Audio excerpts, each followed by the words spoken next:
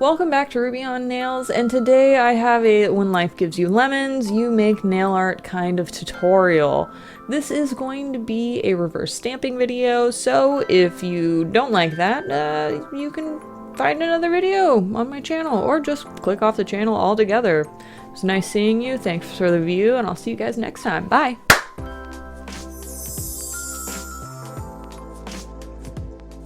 And for those who have stuck around, we're gonna do some reverse stamping. I know personally I like how time consuming it is, and with everything that's been going on with this week, not only in my personal life, but internationally, I needed something that would make my mind go numb. So I decided to do this reverse stamping look for y'all. This is going to be using a lot of nail polishes that you've already seen on the channel. You've seen the stamping plate already, but one of my favorite things about using a larger stamping plate is that you can do a bunch of different looks, and it's almost like the possibilities are just endless. With all of those words just spewing out of my mouth into your ears, let's jump into this nail art tutorial. Now that we have safely jumped into this nail art tutorial, I am going to be doing my favorite 2 base coat combo, and I'm going to be starting out with Hollow Taco's Peely base coat.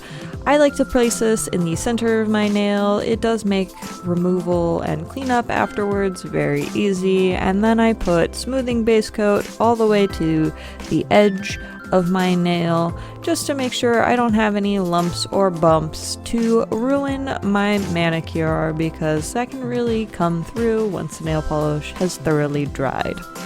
Now I am going to be using a limited edition glam polish shade in the next part of this video.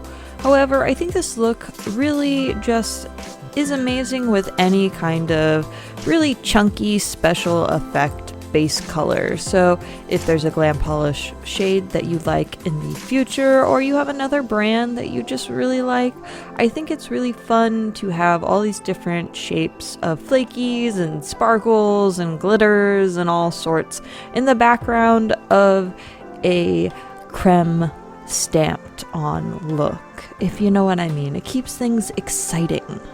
And of course, glam polishes today was a fairy tale green Crelly, just kind of matched my overall vibe when I was doing this look. Like I said earlier, this is a nail art plate that you have seen before. This is Lena Nail Art Supply's 4 Season Summer 04 plate, and I really enjoy all of the different designs that are here, because when you change up the colors, like last time I believe I used a white stamping polish, and this time I'm using this beautiful bright pink polish called Bargainvillea by What's Up Nails. It can change up the whole look and the whole design. Just changing that color scheme, you get a whole different mood. When I pick up my design, I do make sure to rock the stamper away from me. I found that I have the most success this way. And then I'm going to take a little bit of tape just to pick up any excess design that I may have grabbed with my stamper, because that stamping polish gets everywhere. I once found stamping polish on my elbow after 4 days. It was weird. I am going to be trying out this new to me Twinkle Tea super fine detail brush. I like this one a lot. I thought the firmness in the brush made it very easy to use, and I like how tiny it is. After I've let my design dry on my stamper for about 3 minutes, I'm going to go in with my first color, which was Orly's Neon Paradise. I'm just using that super fine brush to fill in all of these details. I'm not going to be super, nitpicky and fill in every little piece. I'm just filling in one orange slice at a time, or lemon slice. The next shade I'm using is Kaleidoscope Eyes, and I'm just going to be repeating this until all of my slices are colored in. I am not using the same color twice in this particular design, and when I do each nail, I'm making sure that I'm filling in different parts of these oranges with different colors, so they're all kind of mismatchy. So when I do finally go and apply each one on my nails, you're making sure that all of the colors make an appearance somewhere on some nail, just to mix things up and to keep things interesting visually. Personally, I like having a bunch of different colors on a manicure, but this would also be really fun if you chose 2 colors and you maybe filled in 2 of the orange slices with one color and the rest with another color to really give it kind of this retro polka dot feel.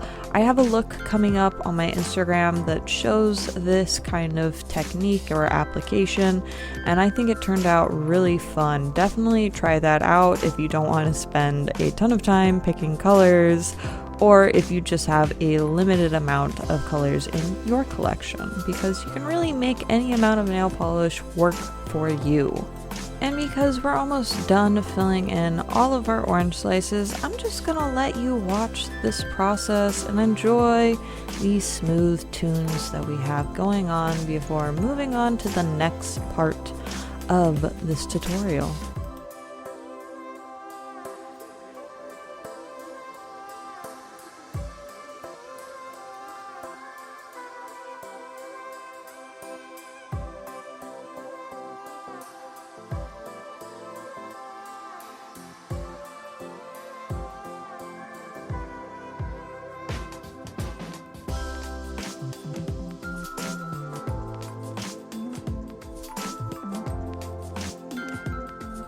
Once all of your designs are filled in, you are going to want to wait about 5 or 10 minutes to make sure that all of those designs are no longer ooey gooey and will slip around once you press it on.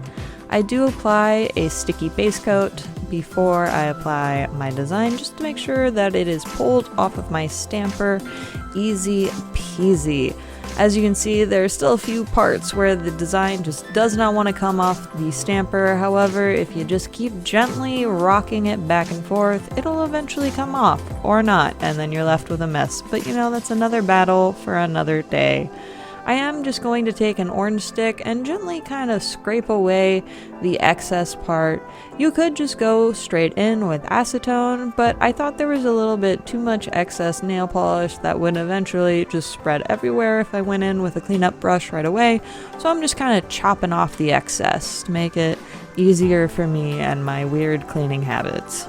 After all that poking and prodding, I am going to go in with a cleanup brush and just go around all of the edges to make things nice and smooth and clean, to make sure that my gap is cavernous and that my design is all folded underneath the edge of my nail, because I want a smooth, beautiful, juicy, magnificent nail polish look.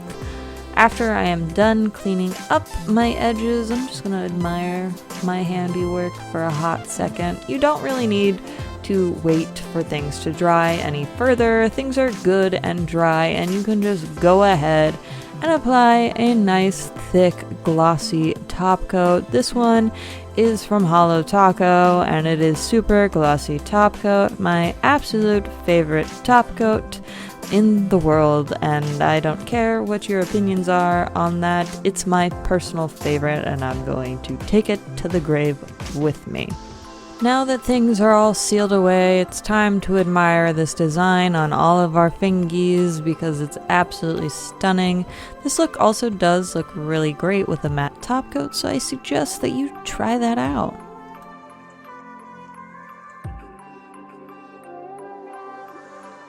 Now that you've seen this tutorial, let me know what you think of it in the comments down below. Were there any colors that you would change, keep, or you just hate the look? I honestly really like this look. I've actually put a matte top coat on this manicure. I always think that reverse stamping looks look especially good when they've been mattified.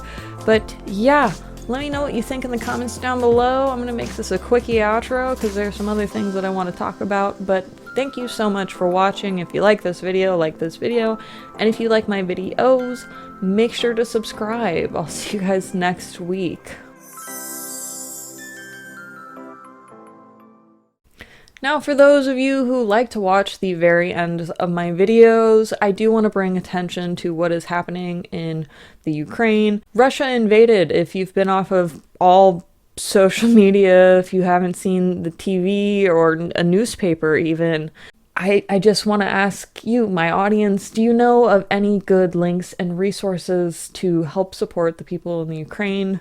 I know a lot of people are having to evacuate the towns and cities that are along the Russian-Ukraine border, and I would just love to know if you guys know any great resources that I can link in the description down below, and I'm going to be trying to find some myself and keep them in my description because this is fucking horrible. I know a lot of Russian citizens are condemning the absolute oblivion out of this. But yeah, it's heartbreaking, and I want to make sure that those who need support can find support, because who knows what the next few days or even the next few hours is going to look like. So I don't even personally really have an end goal in mind. Just the internet is a beautiful place, and I think it would be great if we could help each other out in this particular moment. Let me know. I'm going to try to do my best to come up with something where we can just see what we can do.